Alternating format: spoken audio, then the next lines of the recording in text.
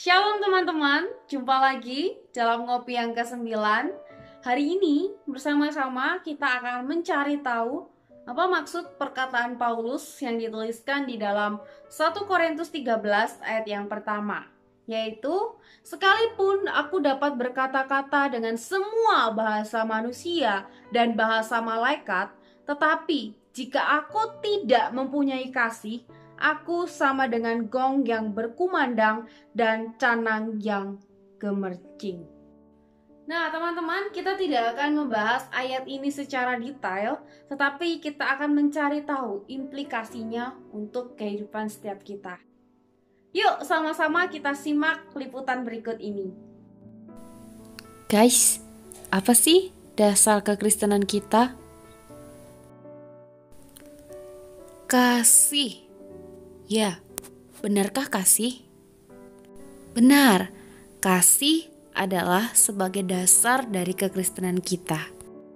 Tetapi, sudahkah kita mendasari hidup kita dengan kasih? Sharing kuy. Teman-teman, lihatlah apa yang Paulus katakan tentang karakteristik dan juga manfaat kasih di dalam 1 Korintus pasal yang ke-13. Dalam ayat yang keempat sampai ayat yang ke-7 dikatakan, kasih itu sabar, kasih itu murah hati, ia tidak cemburu, ia tidak memegahkan diri dan tidak sombong, ia tidak melakukan yang tidak sopan dan tidak mencari keuntungan diri sendiri. Ia tidak pemarah dan tidak menyimpan kesalahan orang lain. Ia tidak bersukacita karena ketidakadilan, tetapi karena kebenaran.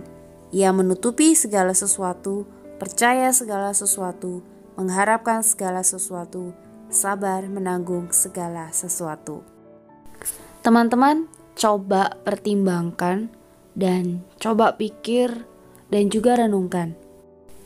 Jika kamu hidup di tengah orang-orang yang selalu sabar denganmu, memperlakukan kamu dengan baik, dan kamu tidak perlu bersaing dengan mereka, kamu tidak perlu menyombongkan diri, kamu bisa lebih membanggakan dirimu sendiri daripada mereka, tidak ada orang yang kasar terhadap kamu, orang gak ngungkit-ngungkit masa lalumu untuk menyerang kamu, dan masih banyak hal lainnya.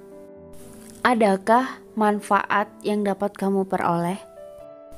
Teman-teman yang dikasihi oleh Tuhan, daftar manfaat yang luar biasa biasanya hanya dengan ketika kita mengizinkan orang masuk dalam kehidupan kita.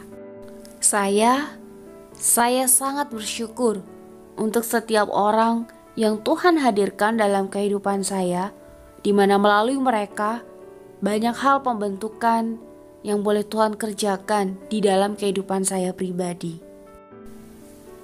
Roma 15 ayat yang ke-7, firman Tuhan berkata, sebab itu terimalah satu akan yang lain, sama seperti Kristus juga telah menerima kita untuk kemuliaan Allah.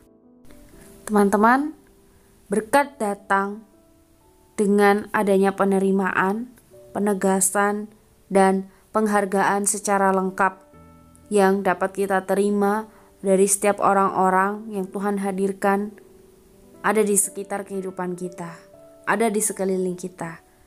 Dan penulis Ibrani mau mendorong kita untuk menasehati seorang akan yang lain setiap hari, selama masih dapat dikatakan hari ini, supaya jangan ada di antara kamu yang menjadi tegar hatinya karena tipu daya dosa. Teman-teman, kita diselamatkan oleh karena kasih karunia Allah.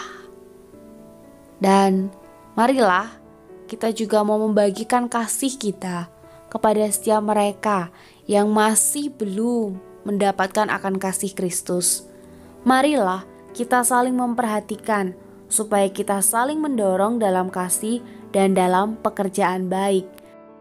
Baiklah teman-teman, kiranya di dalam ngopi kali ini kita boleh sama-sama kembali diingatkan akan dasar panggilan hidup kita sebagai orang Kristen, yaitu kasih. Dan biarlah kasih Kristus yang sudah mengubah setiap kita boleh terus kita bagikan untuk juga dapat mengubah akan kehidupan setiap orang-orang di sekitar kita. Tuhan Yesus memberkati. Sampai jumpa di dalam ngopi minggu depan, ngopi yang ke-10.